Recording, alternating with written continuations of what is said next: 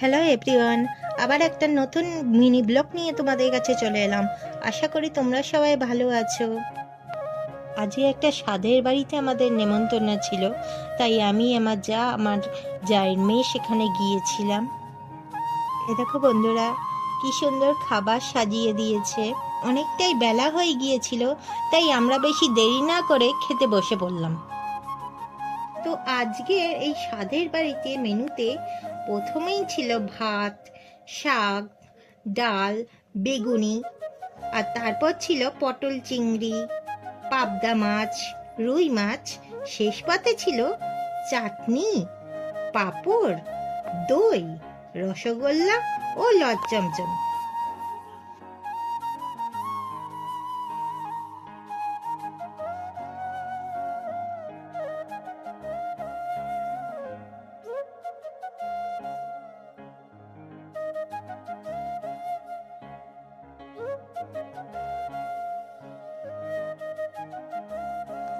আজকের বিকেলের ওয়েদারটা খুবই ভালো ছিল, তাই আমরা খাওয়া দাওয়া করে তিনজনে মিলে হাঁটতে হাঁটতেই বাড়ি চলে এলাম।